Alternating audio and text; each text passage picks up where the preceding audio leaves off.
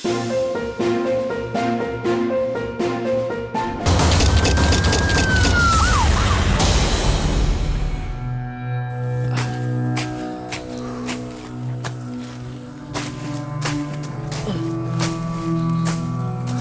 4 tahun lamanya, Terosman dan anaknya, sebut saja Budi namanya, bekerja sebagai penjaga, juga merangkap pemetik buah di kebun kelapa sawit milik Dasrullah. Bapak dan anak yang merantau dari Nagari Tabek, Kecamatan Pariangan, Kabupaten Tanah Datar, Sumatera Barat, memiliki impian bebas dari hidup melarat.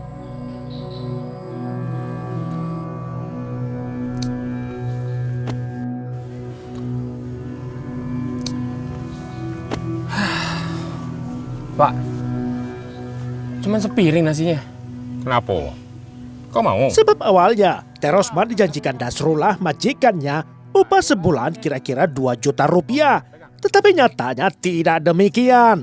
Terosman tidak diberi upah bulanan. Ia diberi upah panen buah sawit saja sebesar 200 ribu rupiah per tonnya. Sehingga artinya bila panen tidak ada, tak ada upah untuknya. Sementara buah sawit baru bisa dipanen setelah berumur 31 bulan atau paling singkatnya 2 tahun 6 bulan. Bapak dijanjikan gaji 2 juta sebulan. Tapi mana buktinya? Hah? Sampai detik nih, tidak ada. Tapi sampai sekarang Bapak masih bersabar. Kamu lihat tuh. Lihat sama kamu pohon kelapa sawit ini. Sudah 30 bulan kita urus. Dan sebentar lagi panen. Ayo, pikir sama kamu. Maksud Bapak? Bapak sudah hitung-hitung. Panen kelapa sawit seluas 6 hektar ini, semuanya 8 ton. Artinya 8 juta. 8 juta, Bud. Terus rencana Bapak ke depannya apa? Bapak sudah tidak mau lagi diupah 200 ribu per ton. Kalau dikalikan 1.600.000. Nah, di zaman sekarang kok mau beli apa dengan uang segitu? Hah? Dasrullah. Kalau kau bisa curang, bapakmu ini lebih bisa curang. Hah? Udahlah, nggak usah kau pikirkan. Ayo makan. Ayo. Habis ini kita kerja lagi biar hasil panennya bagus. Ternyata Bapak cerdik juga ya. Baru Ayo, tahu. makan, kamu. Nih, makan. Boleh. Yang banyak ya banyak. Mantap nih Pak Lele, Pak. Lantaran tak mau diberdaya, Terosman sudah siapkan rencana balasan untuk juragannya. Sakit hatinya kelak akan serupa diterima sang majikan dengan porsi malah 2 kali lipat lebih parah.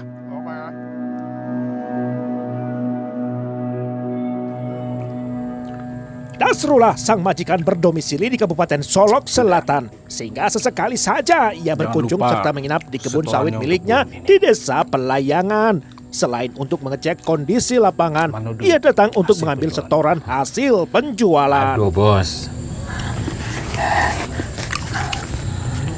Ini, Bos.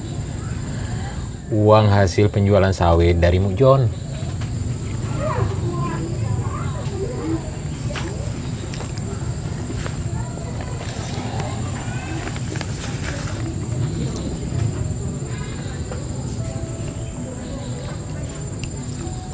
Sudah, ini saja. Yakin dah?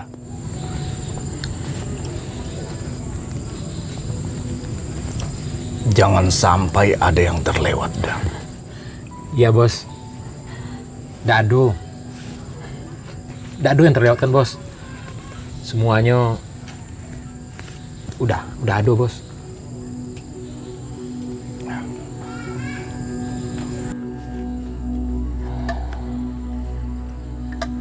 Apa-apaan ini? Kurang ajar. Masa hasil panen 8 ton? Kok cuma dapat total 3 juta? Yang benar aja. Maka jengkellah hati Dasrullah sebab ia tahu ada selisih uang sebanyak 5 juta rupiah yang tidak disetor oleh Terosman kepadanya. Ibarat tikaman di hulu hati, Dasrullah pun merasa dikhianati. Sejak itulah sikap Nasrullah berubah. Terosman semakin diperlakukan semena-mena.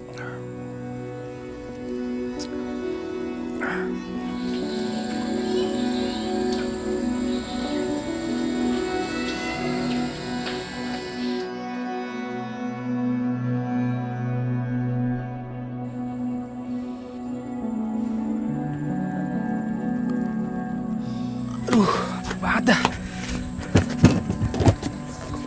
Pasokan bekal bahan pangan tak lagi dikirim sang majikan. Alhasil, bapak dan anak sering kelaparan sebab tak ada yang bisa dimasak untuk dimakan. Hingga bertunaslah niat keji di hati Terosman dengan buah ide untuk melakukan pembunuhan. Gimana Pak, nggak ada yang bisa dimakan? Ada apa, Bud? Coba Bapak lihat deh. Tuh, nih, semua kosong Pak. Tuh, mau makan apa kita? Lapar banget Pak. Coba tuh. Ada apa sedikit pun Pak?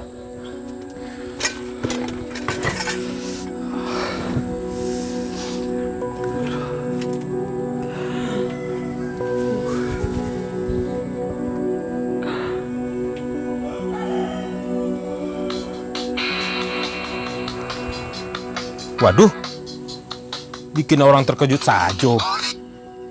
Mau apa dia? Ya sudahlah, aku coba angkat. Halo, ada apa bos? Udah. Nanti besok Sabtu aku mau nginap di Pondok Kebon. Alhamdulillah kalau begitu. Soalnya bekal sudah ada di pondok. Walau ada percikan amarah, Terosman berusaha sabar terhadap Nasrullah. Tak lain karena masa panen hampir tiba. Sekalian titip belanjaan kalau bos kesini. Beras 10 kilo. Loh kok diputus?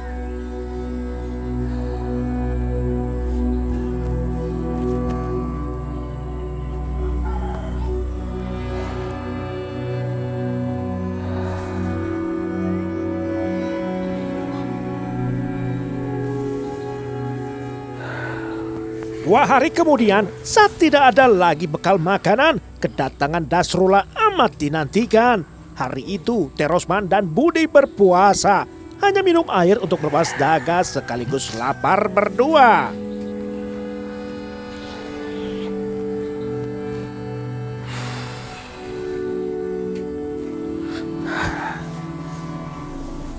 Bud, Budi, Bud, ayo bangun nak. Bud, Ada apa Pak? Bud, sekarang juga cepat kau pergi ke Pondok Juaria. Ya, cepat ya. Soalnya sebentar lagi si Nasrullah datang. Iya Pak. Ayo, buruan sana. Alasan anaknya disuruh pindah sebab Terosman tak mau memancing perkara dengan Nasrullah. Apalagi sebelumnya ia meminta bekal makanan pada sang majikan. Jika meletup konflik terbuka, Terosman tak ingin disaksikan anaknya.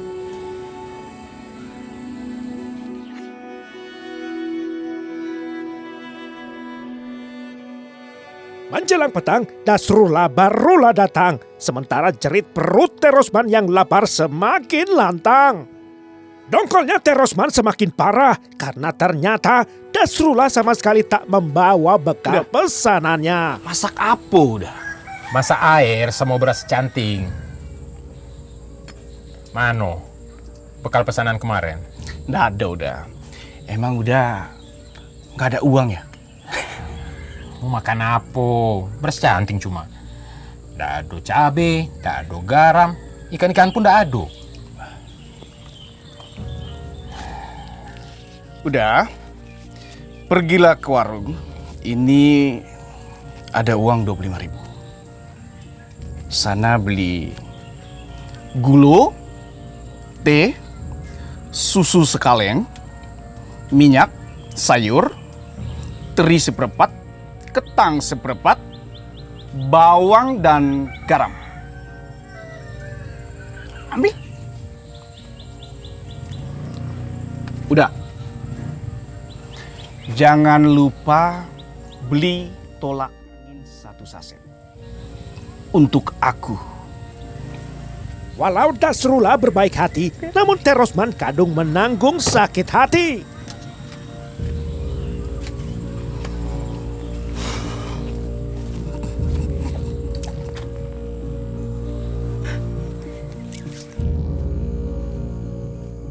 Diam-diam bukannya membelanjakan uang, Terosman malah mengambil barang di warung Pak Dekoral dengan berutang.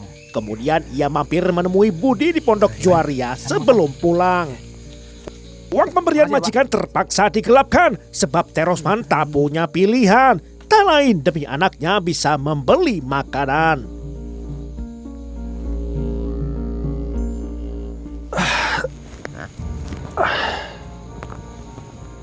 Kemana dia? Kenapa lama sekali ya? Kok?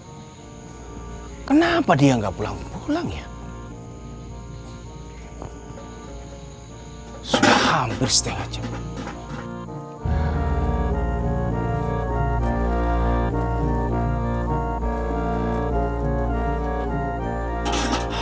Akhirnya dia datang juga. Emosi Dasrullah pun terpancing, lantas konflik beruncing. Nada omelan Dasrullah makin melengking nyaring. Dasar anak buah kurang ngajar. Belanjanya lama nian. Bahkan tiba-tiba Dasrullah spontan menoyor kepala si anak buah. Padahal usia Terosman 12 tahun lebih tua daripadanya. Dasrullah lupa diri, Terosman dicaci maki. Saya jalan kaki, nggak pakai motor. Jalannya naik turun, Bos. Dah. Belanjanya kok banyak sekali. Iyo, tadi ngutang. Soalnya duit yang tadi tidak cukup. Kurang ajar. Aku ini gak ada uang. Malah kamu berutang. Akangnya mana? Jangan bilang lupa pesananku itu. Mana? Iyo. Ini, Bos.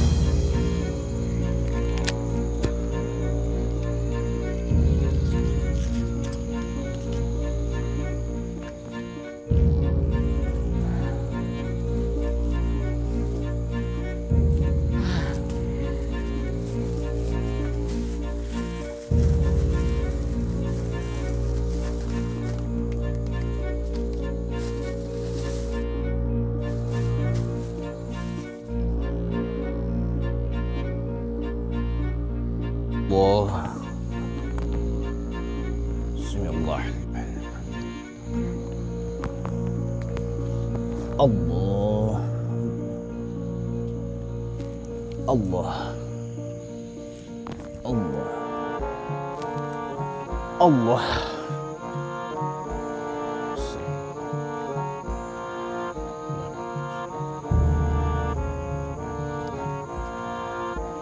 Assalamualaikum warahmatullahi wabarakatuh. Assalamualaikum warahmatullahi. Watak Terosman dan Dasrullah sama-sama keras kepala. Pasang surut emosi mereka perlahan mereda pada saat makan malam bersama. Udah ndak megang duit sedikit pun di kantong. Sama sekali ndak ada. Iyo, ndak ada. Bos kan ndak ada ngasih duit. Gaji aku pun bos ndak kasih. Cak mana aku punya duit? Gimana aku kasih duit? Setoran hasil panen itu hanya 3 juta. Sementara kebun lain ini bisa 8 juta hasilnya dalam sebulan.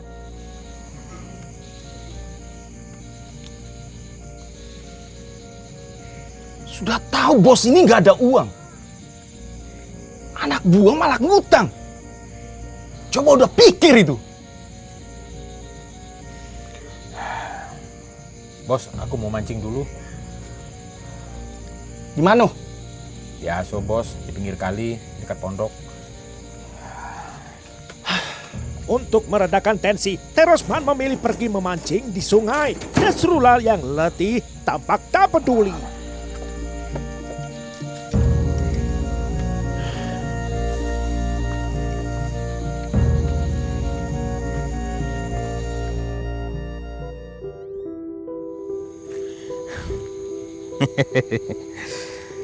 Lumayan untuk makan malam.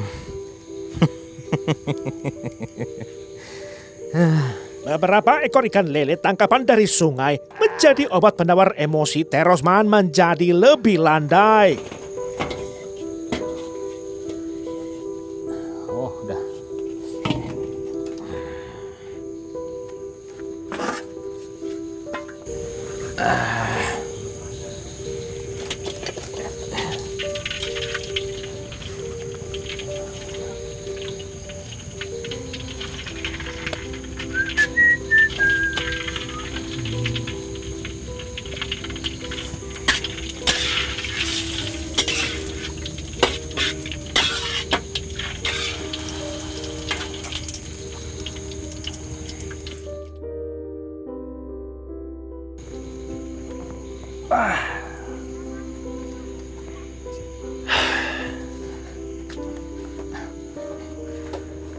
Makan, Bos.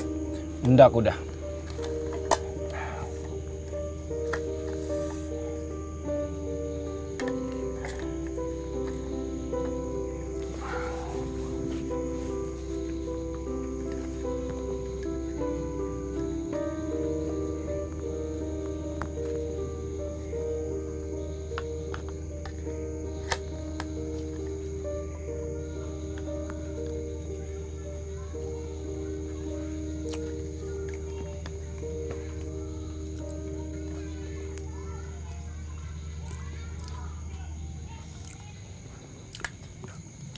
Ikan apa ini udah? Ikan lele, Bos. Enak juga ya. Hasil mancing anak buah yang kurang ajar.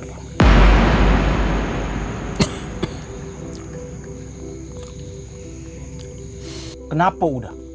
Terosman berang oleh perkataan Dasrullah yang dianggap lancang. Bahkan setelah perutnya kenyang, Dasrullah enteng saja langsung berbaring di ranjang. Aku tidur udah.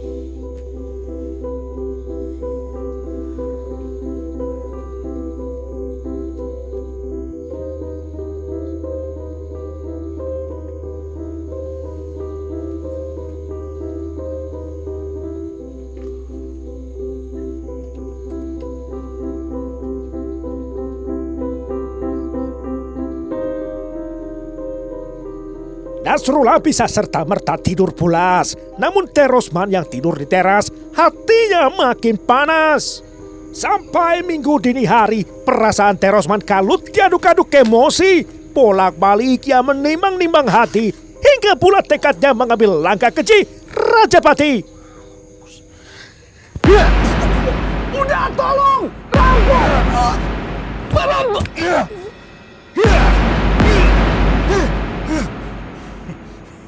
Kamu kira kamu siapa? Kesetanan! Tangisnya Terosman habisi majikan. Sampai-sampai memotong organ kemaluan. Alasannya demi terhindar dihantui oleh arwah korban. Lantas apa rencananya kemudian?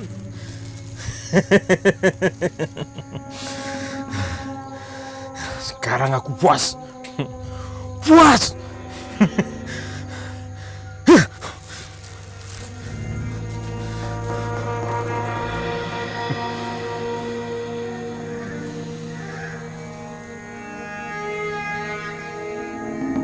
Dasrullah, Dasrullah.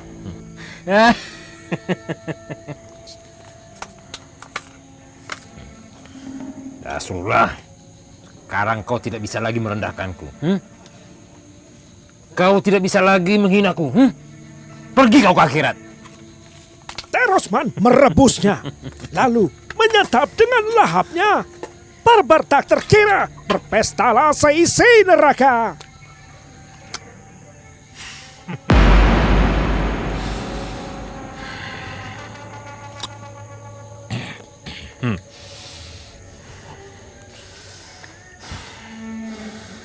Sekarang aku puas.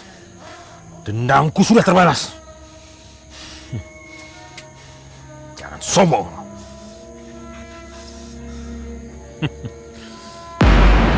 Ada apa, Pak? Udah, enggak usah banyak cerita. Ikut baik, bantu aku. Ayo. Iya. Ayo cepat, Bu. Ayo, Pak. Turun, Pak.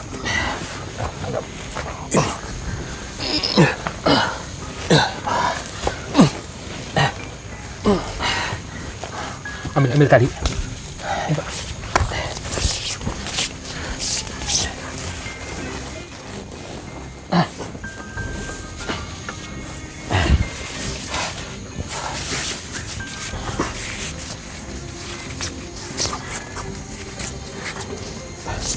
Satu lagi tengah. Bantu, Pak.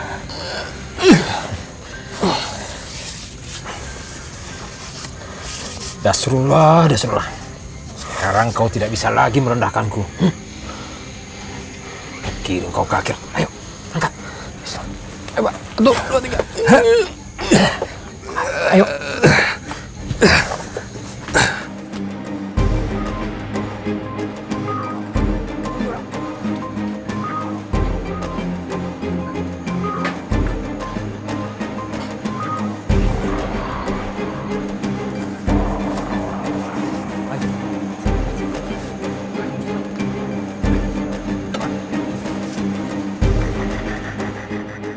Bapak dan anak lantas kompak menuntaskan aksi jahat. Seadanya saja melakukan pemulasaraan jenazah korban.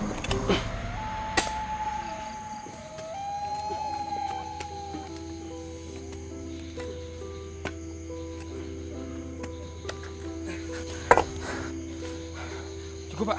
Ayo.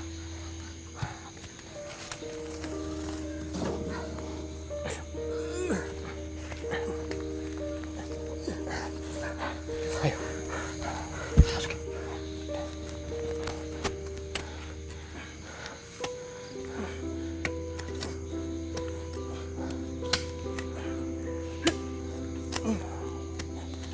Udah. Ayo, Bu, cepat pulang. Ayo, lari.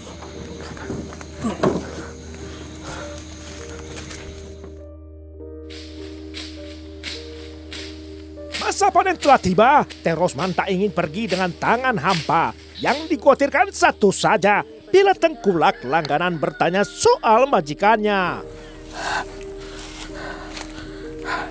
Bud, kalau ada yang nanya bos, bilang be, bos lagi keluar ya. Iya, Pak.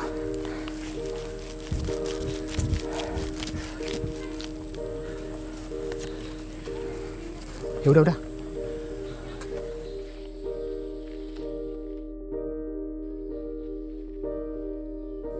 Hasil panen mereka 2 ton 4 kuintal buah sawit banyaknya. Lalu uang penjualan yang diterima sebesar 3,1 juta rupiah langsung masuk ke dalam kantong Terosman segera. Pas Najon, terima kasih. Sesuai ya. Nah, ya. Nanti kalau ada lagi saya kabari. Nah, Saya tunggu ya. ya. Kalau gitu, deal ya. Makasih. Ya. Kalau begitu saya permisi. Ya, silakan. Bud. Duit, Bud. Kamu beli apa? Sepatu motor. Keesokan harinya, Terosman dan Rudi pulang kampung menunggang sepeda motor milik Dasrullah via Sungai Rengas, Kecamatan Marosebo Ulu, Kabupaten Batanghari, Jambi. Mereka melanjutkan perjalanan menuju Nagari Tabek, Kecamatan Priangan, Kabupaten Tanah Datar, Sumatera Barat. Siapa yang menyangka seorang buruh tani bisa berbuat sedemikian keji? Sementara 1 bulan lebih, istri dan anak Dasrullah terkurung misteri. Di manakah Dasrullah kini?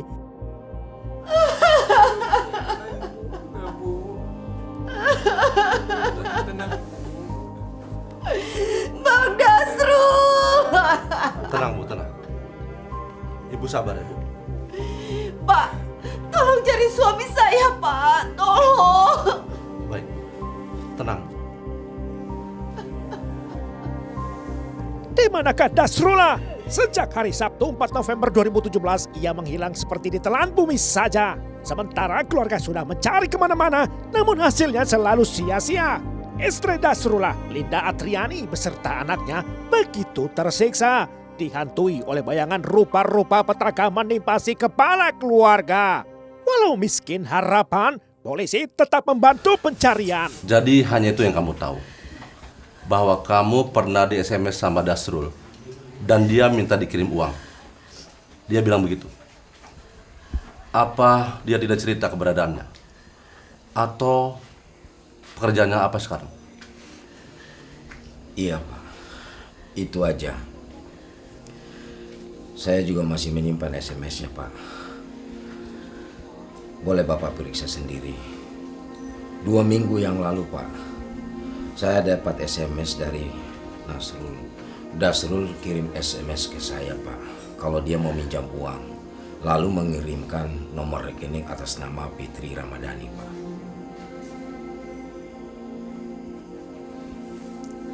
Ini Pak.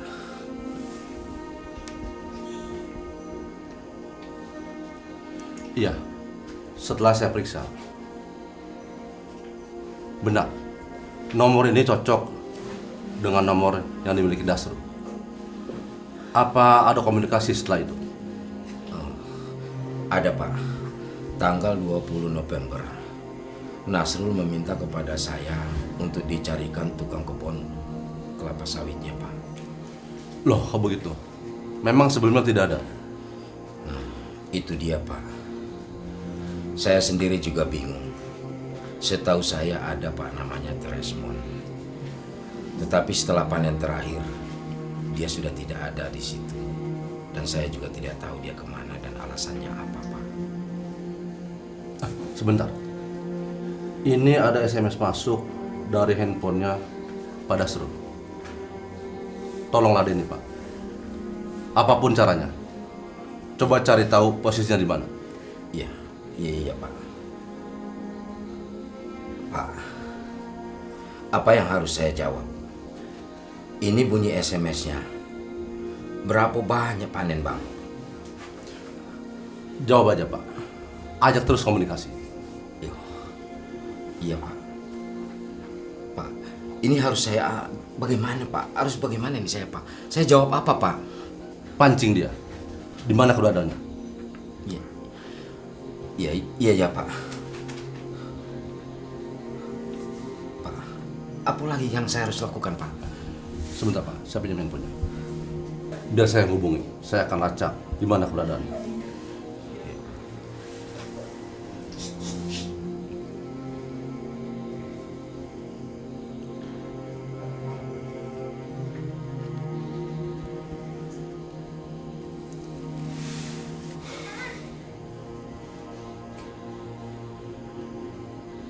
Gimana Pak? Tidak ada jawaban.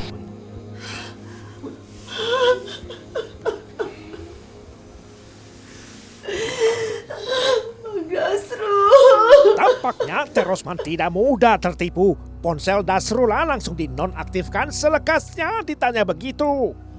Satu-satunya kesempatan mendapatkan petunjuk telah sirna. Hingga akhirnya polisi menggunakan teknologi mutakhir untuk melacak posisi terakhir sinyal ponsel Nasrullah.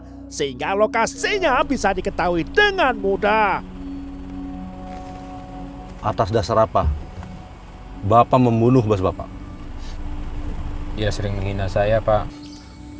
Dengan cara apa Bapak membunuhnya? Saya pakai golok, Pak. Saya pukul. Kira-kira hampir sepekan setelah jenazah Nasrullah ditemukan, terkuaklah misteri peristiwa pembunuhan. Lantas nama Terosman menjadi target kepolisian. Senin 11 Desember 2017 akhirnya polisi menangkap Terosman dan anaknya. Terosman diciduk di kota Solok, Sumatera Barat, sedangkan anaknya di Nagari Tabek, Kecamatan Pariangan, Kabupaten Tanah Datar, Sumatera Barat. Hasil visum ahli forensik menyimpulkan penyebab kematian korban akibat luka kekerasan benda tajam. Di antaranya pada leher bagian belakang, tulang belakang, dada, punggung, tulang rusuk, bahkan organ dalam perut. Jejak luka tersebar hampir di sekujur jenazah korban. Pasal pembunuhan berencana serta pencurian dalam keadaan memberatkan Kitab Undang-Undang Hukum Pidana digunakan untuk menjerat kedua tersangka. Ancaman ancaman maksimalnya pidana mati atau minimal 20 tahun di penjara. Hari Kamis 3 Mei 2018, Ketua Majelis Hakim Pengadilan Negeri Bulian menjatuhkan putusan.